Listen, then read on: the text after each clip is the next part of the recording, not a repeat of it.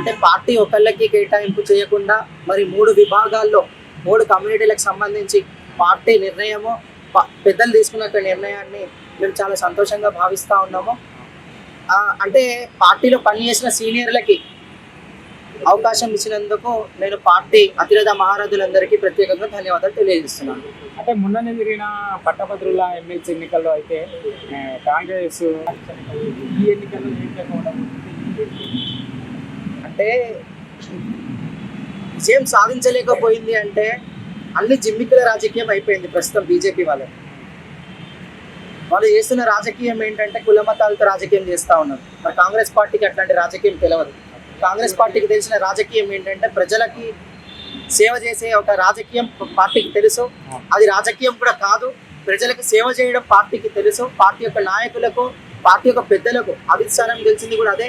ప్రజాసేవ చేయడమే పార్టీ యొక్క లక్ష్యము, ప్రజలకు న్యాయం చేయడమే పార్టీ యొక్క లక్ష్యము. అలాగే ఈ ప్రజాప్రభుత్వంలో ప్రజలకు జరుగుతున్న సేవా కార్యక్రమాలు, పథకాలపైన మరి పార్టీ మంచి గుర్తించి పథకాన్ని కూడా చేయడము చాలా సంతోషంగా ఉంది.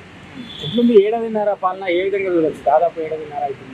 ఏడాదిన్నర పాలన అంటే ప్రజల దగ్గర నుంచి మాకు మంచి ఆశీర్వాదం దొరుకుతూ ఉన్నది. మేము ఎక్కడికి వెళ్ళినా కాంగ్రెస్ పార్టీ యొక్క విధి విధానాలపైన, పథకాలపైన ప్రజలు మమ్మల్ని ఆశీర్వదిస్తూ ఉన్నారు. తప్పకుండా మళ్ళీ రాబోయే 20-30 సంవత్సరాల వరకు కాంగ్రెస్ పార్టీ అధికారంలోకి ఉండబోతుందని కూడా ప్రజల నుంచి మేము ఆశిస్తూ ఉన్నాము. అంటే 6 గ్యారెంటీల విషయం ఏమైనట్టు అన్ని పూర్తిగా అమలవుతున్నాం కదా?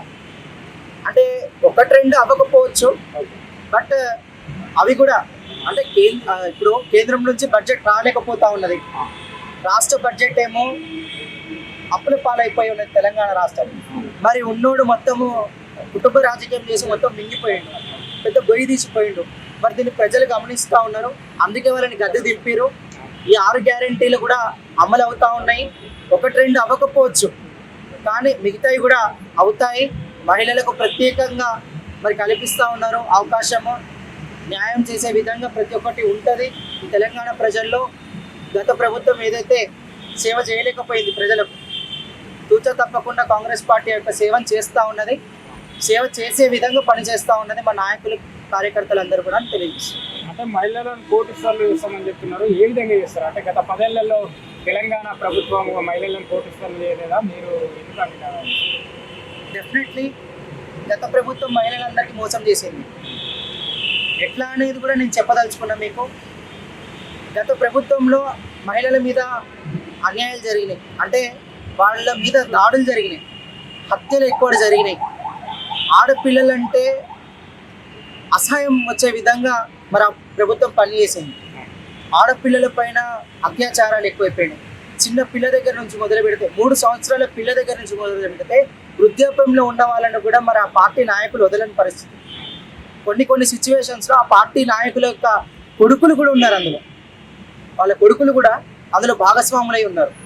సో ఆ పార్టీ చేయలేకపోయింది, వాళ్ళ అధికారం అందుకే కోల్పోయారు. మేము అధికారంలో ఉన్నాం, అందుకే మహిళల్ని కోటీశ్వరులుగా చేస్తామని మేము చెప్తా ఉన్నాం. ఎట్లా సెంట్రల్ బీజేపీ గురించి ఏం చెప్తారు? కేంద్ర పార్టీ ఈ మధ్యలో ముఖ్యమంత్రి గారు, మంత్రులు మళ్ళీ కలుస్తూనే ఉన్నారు రాష్ట్ర అభివృద్ధి విషయంలో, నిధుల విషయంలో. తప్పకుండా కలవాల్సిన పరిస్థితి ఏర్పడుతుంది. ఎందుకు ఏర్పడుతుంది అంటే, మరి రాష్ట్రం అభివృద్ధి చెయ్యాలి అంటే, అభివృద్ధి చెందాలి అంటే తప్పకుండా కేంద్రం నుంచి నిధులు కావాలి. మరి పక్క రాష్ట్రానికి కేంద్రం నిధులు ఇస్తూ ఉన్నది. మరి తెలంగాణ రాష్ట్రం మీద, తెలంగాణ ప్రజల మీద వాళ్ళకి ఎందుకు ప్రేమ లేదని కూడా నేను బీజేపీ వాళ్ళని ఖండిస్తూ ఉన్నా, వాళ్ళకి సవాలు విసురుతూ ఉన్నా. మీరు ఏదైతే ప్రజల మీద మీరు అమితంగా ప్రేమ చూపిస్తూ ఉన్నారు, అది మీ దొంగ ప్రేమని మీరు నిరూపించుకుంటా ఉన్నారు. మరి ఒక విధంగా చూసుకుంటే కేంద్ర మంత్రులు ఉన్నారు మన తెలంగాణకి, కిషన్ రెడ్డి గారు కానివ్వండి, బండి సంజయ్ గారు కానివ్వండి. రీసెంట్గా ఆయన దళితుల మీదే ఏదైతే మన కీర్తిశేషుడు మన పెద్దలు గద్దరన్న గారి పైన అనుచిత వ్యాఖ్యలు చేసినాడు. ఇట్లా కేంద్ర మంత్రులు వీళ్ళే ఉండి బీసీ నినాదం పైన, దళితుల పైన, ఎస్సీ ఎస్టీల పైన, బడుగు బలహీన వర్గాల పైన వాళ్ళే అనుచిత వ్యాఖ్యలు చేస్తూ ఉన్నారు. మరి బీజేపీ పార్టీ మేము అట్లా చేస్తాం, ప్రజలకు ఇట్లా చేస్తామని చెప్పి వచ్చేది, మరి బీజేపీ చెప్పింది ఏదైనా అమలు చేస్తూ ఉన్నదా అని ప్రజలు చాలా గమనిస్తూ ఉన్నారు. బీజేపీ పార్టీ చిత్తశుద్ధి లేని పార్టీ, జ్ఞానం లేని పార్టీ, మిడిమిడి జ్ఞానంతో పనిచేస్తూ ఉన్నారు వాళ్ళ నాయకులను కూడా ప్రజలు గమనించారు. వాళ్ళకు కూడా తగు బుద్ధి చెప్పడానికి సిద్ధమైతా ఉంది. తెలంగాణ నుంచి కేంద్ర మంత్రులుగా ఉన్న తెలంగాణ చేసింది ఏం లేదు, తెచ్చింది ఏం లేదు అని ఆయన మాట్లాడుతున్నారు కదా కాంగ్రెస్ పార్టీ వాళ్ళు. 100% తెలంగాణకి ఇప్పటి వరకు కేంద్రం నుంచి ఇద్దరు ముగ్గురు మంత్రులు కేంద్ర మంత్రులు ఉన్నా ఇప్పటి వరకు చిల్లి గవ్వ కూడా తీసుకురాని పరిస్థితి. వీళ్ళు కేంద్ర మంత్రులుగా ఉండి దేనికోసం అంటే రాష్ట్ర అభివృద్ధి కోసం కేంద్ర మంత్రులు అయ్యారా, లేక వాళ్ళ స్వభావం కోసం వాళ్ళ కుటుంబ పోషణ కోసము ఆస్తుల అంతస్తులు పెంచుకోవడానికి ఆస్తుల అంతస్తులు కాపాడుకోవడానికి వాళ్ళు కేంద్ర మంత్రులు అయ్యారా అన్నది ఒకసారి వాళ్ళే ఆత్మ ప్రశ్న చేసుకోవాలని కూడా అనే సందర్భంగా తెలియజేస్తుంది. 6వ గ్యారెంటీలో భాగంగా చేసింది ఏమీ లేదు. కళ్యాణ లక్ష్మి అని చెప్పి 1 తులం బంగారం అని చెప్పి ఇవ్వలేదు. మహిళలకు ఉచిత బస్సు పేరుతో కూడా లొల్లీలు పెట్టే పరిస్థితి వస్తుంది. రుణమాఫీ మొత్తంలో రుణమాఫీ లేదని చెప్పి మాట్లాడుతున్నారు. చూడండి సోదర, కడుపు మంట ఉన్నోడు ప్రత్యేక మాట చెప్తాడు, అది కడుపు మంట. ఇప్పుడు మన డీజే టిల్లు లాంటోడు, మన టిల్లుబాయ్ కేటీఆర్, ఇక ఆయన మాటలన్నీ పూటకు మాటలు. గతం ప్రభుత్వంలో ఉన్నాడు, అయ్య ముఖ్యమంత్రి, ఆయన మంత్రి, మరి వాళ్ళు చేసింది ఏంటి? మహిళలకి ఏమైనా చేసిరా? ఏం చేయలేదు. ఉచిత బస్సు మహిళలకి ఇస్తే అంత కడుపు మంట ఎందుకు? ఇప్పుడు ఇంటి ఆడబిడ్డ అంటాం ఒక మహిళను, మనం ఇంటి మహాలక్ష్మితో కొలుస్తాం. అట్లాంటి ఆడవారిని మహిళలని కించపరిచి మాట్లాడటం గతంలో కూడా మీరు చూసి ఉంటారు సోషల్ మీడియాలో. మన టిల్లు చెప్పిన మాటలు, ఆడవాళ్ళు బ్రేక్ డ్యాన్సులు చేయాలి అని. అది అంటే కొంతమందికి జీర్ణించుకోలేక అది ఉచిత బస్సు ప్రయాణం దగ్గర కానివ్వండి, తులం బంగారం దగ్గర కానివ్వండి, 2500 అనే విషయంలో చాలామంది చాలా రకాలుగా అంటే జీర్ణించుకోలేక ఈ యొక్క ప్రభుత్వ వైఫల్యం అని చెప్పి అంటా ఉన్నారు. తప్పు ప్రభుత్వం చేస్తూ ఉన్నది. మరి ఈ యొక్క టిల్లునే వాళ్ళ అయ్యా, ఈ టిల్లు వాళ్ళ బావ, మరి యువతని నాశనం చేసింది ఎవరయ్యా అంటే తెలంగాణ పేరు చెప్పి వాళ్ళ బావ హరీష్ రావు, అగ్గిపెట్ట హరీష్ రావు అంటారు. ఆయనకు పేరే పెట్టేసిండు, తెలంగాణ ప్రజలే పెట్టారు అగ్గిపెట్ట హరీష్ రావు. ఎందుకు పెట్టారు? ఆయన హత్య చేసుకోలేకపోయిండు, పక్కనోడు చేస్తేనేమో ఇలా కుర్చీలో కూర్చొని అనుభవిస్తూ ఉన్నారు.